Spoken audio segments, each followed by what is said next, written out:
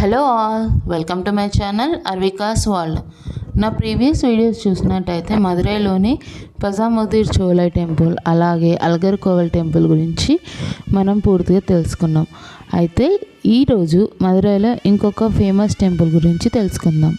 అదేంటో తెలుసుకోవాలనుకుంటే ఈ వీడియో లాస్ట్ వరకు చూడండి.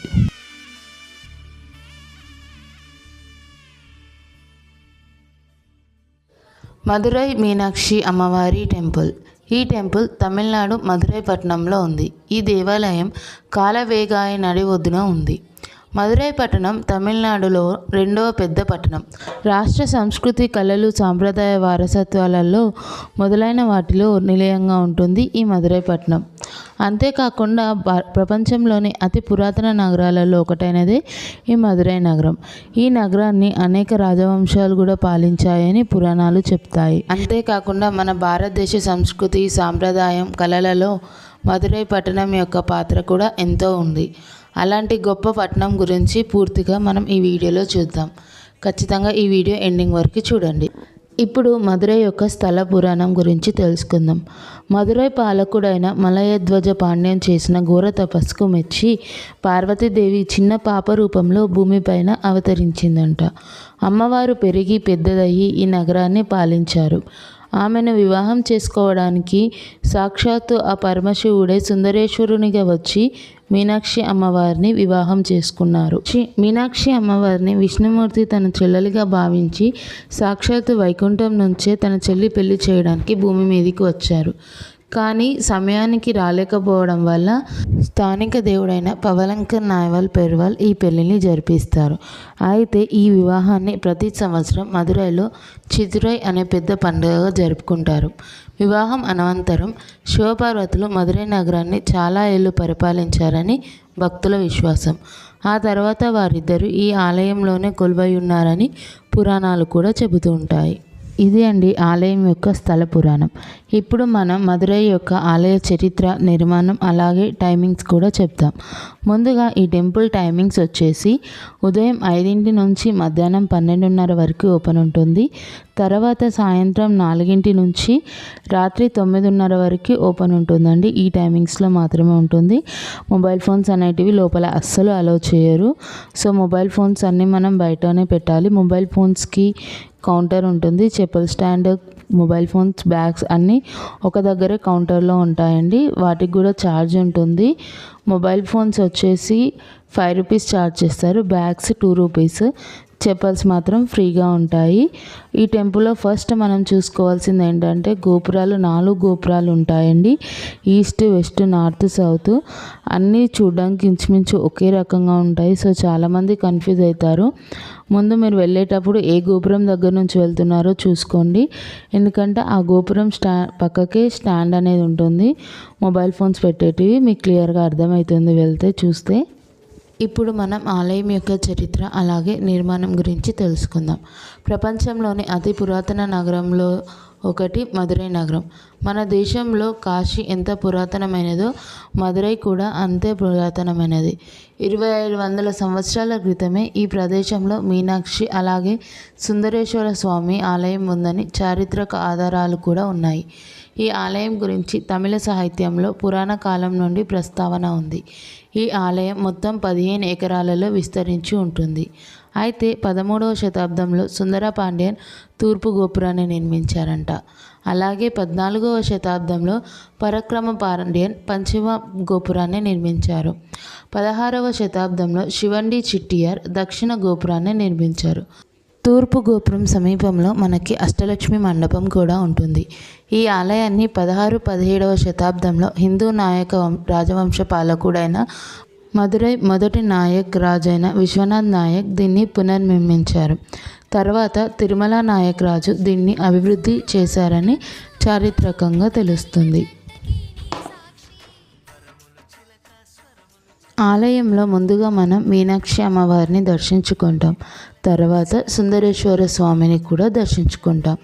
ఇది ఈ టెంపుల్ యొక్క సాంప్రదాయం. ఈ దేవాలయంలో మనం మెయిన్గా చూడాల్సింది పెయింటింగ్స్. చాలా అంటే చాలా బాగుంటాయి. చాలా యూనిక్గా ఉంటాయి. ఈ దేవాలయంలో ఇంకొకటి కూడా ఉంది, అదే ఇక్కడి కోనేరు. ఈ కోనేరుని మనం స్వర్ణ కమల తటకం అని కూడా పిలుస్తారు. ఇంద్రుడు తన పాప పరిహారం కోసం ఈ కోనేరులో స్నానం చేసి అందులోని స్వర్ణ కమలతో శివుని పూజించాడంట. అందుకే దీనిని స్వర్ణ కమల తటకం అని కూడా పిలుస్తారు. మనకి కోనేరులో స్వర్ణ కమలం కూడా కనిపిస్తుంది, చూడొచ్చు, చాలా బాగుంటుంది.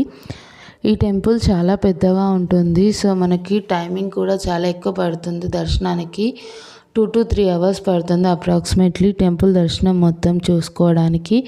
అలాగే టెంపుల్ని చాలా నిదానంగా ఓపికగా చూస్తే మనకి ఆ టెంపుల్ యొక్క ఆర్కిటెక్చర్ చాలా అద్భుతంగా కనిపిస్తుంది.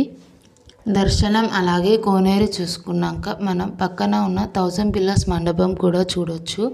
ఇక్కడ మనకి 985 పెద్ద పిల్లర్స్ అలాగే 22 చిన్న మ్యూజికల్ పిల్లర్స్ ఉంటాయి. ఇది చాలా అద్భుతంగా పెద్దగా కూడా ఉంటుంది. ప్రతి పిల్లర్ పైన శిల్పాలు చాలా డిఫరెంట్గా యూనిక్గా ఉంటాయి, చాలా అందంగా కూడా ఉంటాయి. ఇదండి ఆలయ యొక్క చరిత్ర అలాగే నిర్మాణం. మనం దర్శనానికి మనకి 3 రకాల టికెట్స్ ఉంటాయండి. ఒకటి ఫ్రీ దర్శనం, ఇంకొకటి 50 రూపీస్, అలాగే 100 రూపీస్ దర్శనం కూడా ఉంటుంది. మదురైలో మీనాక్షి తిరుకళ్యాణం అనేది చాలా పెద్ద పండుగ, అలాగే చాలా ముఖ్యమైన పండుగ అండి. దీనిని ప్రతి ఏటా ఏప్రిల్లో నిర్వహిస్తారు. రథోత్సవం, తెప్పోత్సవంతో పాటు పలు ఉత్సవాలు కూడా ఇక్కడ జరుపుకుంటారు. అంతేకాకుండా ఇక్కడ నవరాత్రి, శివరాత్రి లాంటి పెద్ద ఉత్సవాలు కూడా వైభవంగా జరుపుకుంటారు. మనకి ఈస్ట్ గోపురం ఎదురుగా ఒక మండపం కూడా కనిపిస్తుందండి. దీన్నే పుడు మండపం అని కూడా అంటారు. ఇది ఒకప్పుడు ఓల్డ్ షాపింగ్ మాల్ అండి. కాకపోతే ఆర్కిటెక్చర్ బాగా డ్యామేజ్ అవ్వడం వల్ల ఇప్పుడు ఆ టెంపుల్లోని ఎవరికి అలో లేదు. అలాగే అక్కడ ఉన్న షాపింగ్ మాల్స్ కూడా షిఫ్ట్ చేశారు, అది కూడా చాలా బాగుంటుంది. అయితే ముందుగా చెప్పినట్టు ఈ టెంపుల్కి 4 గోపురాలతో పాటు ఈస్ట్ గోపురం పక్కకి మరో ఎంట్రన్స్ కూడా ఉంటుందండి. దాన్నే 5వ ఎంట్రన్స్ అని అంటారు. కాకపోతే రిమైనింగ్ 4 ఎంట్రన్స్కి మనకి గోపురాలు ఉంటాయి. కాకపోతే ఈ 5th వన్ మాత్రం మనకి గోపురం అనేది ఉండదండి. ఓన్లీ ఇక్కడ మాత్రమే మనకి ఫొటోస్ కానీ వీడియోస్ కానీ పర్మిషన్ ఉంటుంది తీసుకోవడానికి. అంతేకాని ఇంకెక్కడ టెంపుల్లో మనం ఫొటోస్ వీడియోస్ తీయలేము. ఇదండి మధుర మీనాక్షి అమ్మవారి యొక్క టెంపుల్ టైమింగ్స్, దర్శనం, ఆలయ చరిత్ర అలాగే స్థల పురాణం. అన్నట్టు చెప్పడం మర్చిపోయా, మీనాక్షి అనేది ఒక సంస్కృత పదం అండి. మీనాక్షి అనే అర్థం ఏంటంటే చేప కళ్ళు. మీనా అంటే చేప, అక్షి అంటే కళ్ళు. ఈ పదం నుంచి మీనాక్షి అనే అమ్మవారి పదం ఉద్భవించింది. ఈమెని తమిళ్లో తడకాయ్ చేప కన్ను అని కూడా పిలుస్తారు. జనరల్గా మదురై పట్టణం చూడాలనుకుంటే మనకి 2 days టైం పడుతుందండి. మదురై టెంపుల్తో పాటు మనకి చుట్టుపక్కల చాలా చరిత్ర గల గొప్ప గొప్ప టెంపుల్స్ కూడా ఉన్నాయి. అవి కూడా ఏంటో మనం ఈ వీడియోలో చూడొచ్చు. లోకల్ సైట్ సీయింగ్ ప్లేసెస్లలో ఫస్ట్ టెంపుల్ వచ్చేసి కూడల్ అస్గర్ టెంపుల్ అండి. ఈ టెంపుల్ మనకి మదురై టెంపుల్ నుంచి 1 kilometer డిస్టెన్స్లోనే ఉంటుంది. నడుచుకుంటూ వెళ్ళొచ్చు, లేకపోతే ఆటో ఫెసిలిటీ కూడా ఉంటుంది ఈ టెంపుల్కి. ఈ టెంపుల్లో మనకి విష్ణుదేవుడు దర్శనం ఇస్తారు. ఈ టెంపుల్ వచ్చేసి చాలా యూనిక్గా 3 floors ఉంటుందండి. మనకి ఫస్ట్ ఫ్లోర్లో విష్ణువు నిలుచొని, సెకండ్ ఫ్లోర్లో కూర్చొని, అలాగే 3వ ఫ్లోర్లో పడుకొని దర్శనం ఇస్తారు. ఈ టెంపుల్ టైమింగ్స్ వచ్చేసి మనకి మార్నింగ్ 6:30 నుంచి ఆఫ్టర్నూన్ 11:30 వరకు, మళ్ళీ ఈవినింగ్ 4:30 నుంచి నైట్ 7:30 వరకు ఓపెన్ అయి ఉంటుంది. ఇక్కడ స్వామివారి దర్శనం అయిపోయాక మనము తిరుమలై నాయకర్ ప్యాలెస్కి వెళ్ళొచ్చు. దీన్ని మదురై ప్యాలెస్ అని కూడా అంటారు. ఇది కూడా టెంపుల్ నుంచి మనకి జస్ట్ 2 kilometers దూరంలోనే ఉంటుంది. దీని ఎంట్రీ టికెట్ వచ్చేసి మనకి 10 rupees ఉంటుంది. ఈ ప్యాలెస్ టైమింగ్స్ వచ్చేసి మార్నింగ్ 9 నుంచి ఈవినింగ్ 5 PM వరకే ఓపెన్ అయి ఉంటుంది. నెక్స్ట్ ప్లేస్ వచ్చేసి మరియమ్మం తెప్పకులం. ఇది మనకి టెంపుల్ నుంచి 2 kilometers దూరంలోనే ఉంటుంది. ఇక్కడ మరియమ్మన్ అనే అమ్మవారిని పూజిస్తారు. ఈ అమ్మవారు మదురై పట్టణానికి గ్రామ దేవత.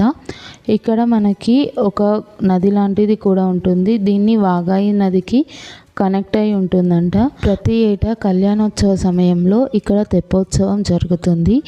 ఇందులో వెళ్ళడానికి బోటింగ్ టైమింగ్స్ కూడా ఉంటాయండి. ఆఫ్టర్నూన్ 3 నుంచి 6 వరకే ఉంటుంది. ఈ టెంపుల్ టైమింగ్స్ వచ్చేసి మార్నింగ్ 5 AM నుంచి నైట్ 9 PM వరకే ఉంటుంది.